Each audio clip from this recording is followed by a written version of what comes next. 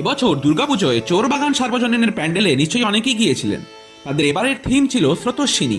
প্যান্ডেলের এক অংশে ছিল মানব সভ্যতার বিকাশের সাথে সাথে চিত্রকলার বিকাশের ছবি। সেই অংশেই দেখতে পেলাম এই দুটি বিশেষ ছবিকে। জানলে আশ্চর্য হবেন, প্যান্ডেলে এই দুটি ছবি আসলে যে ছবির অনুকরণে আঁকা, সেগুলি আদিম গুহাবাসী মানুষের আঁকা ছবি। প্রথমে কথা বলা যাক বাঁ দিকের এই সিংহের পালের ছবিটি নিয়ে। ছবিটি পাওয়া গিয়েছিল ফ্রান্সের শভে গুহা থেকে। ছবির প্রাণীগুলি কিন্তু আজকের সিংহ নয়, বরং আজ থেকে 13,000 বছর আগে হারিয়ে যাওয়া সিংহের একটি প্রজাতি, যার ইংরেজি নাম কেভ লায়ন। এককালে এই প্রজাতির সিংহ ইউরোপ ও এশিয়ার তৃণভূমি জুড়ে বাস করত। এরা আজকের সিংহের থেকে আকারে কিছুটা বড় ছিল, এবং সেই সময়ের আদিম মানুষের গুহাচিত্র দেখে মনে হয় এদের মধ্যে পুরুষ সিংহের আজকের মতো ঘন কেশর হতো না।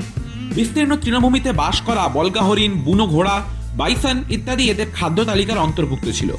এদের বহু জীবাশ্মের পাশাপাশি কয়েকটি চামড়া ও লোম সহ বরফে জমে যাওয়া শাবকের মৃতদেহ পাওয়া গেছে, যা এদের সম্পর্কে আরো ভালোভাবে জানতে বিজ্ঞানীদের সাহায্য করেছে।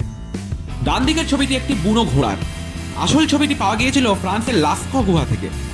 বুনো ঘোড়া এককালে পশ্চিম ইউরোপ, উত্তর আফ্রিকা ও উত্তর এশিয়া জুড়ে বিচরণ করত, কিন্তু আজ তাদের একটিমাত্র উপপ্রজাতি জীবিত আছে রাশিয়া ও মঙ্গোলিয়া তৃণভূমিতে। ভাবলে আশ্চর্য হতে হয়, প্রায় 20,000 বছর আগে আদিম গুহাবাসী হোমো স্যাপিয়েন্স কি সুন্দর রঙিন ছবি এঁকেছিল তার আশেপাশে দেখা প্রাণীদের। দুর্গাপুজোর প্যান্ডেলে এই আদিম শিল্পকীর্তি দেখে খুবই ভালো লাগলো। এই ভিডিওটি সবার সাথে শেয়ার করুন।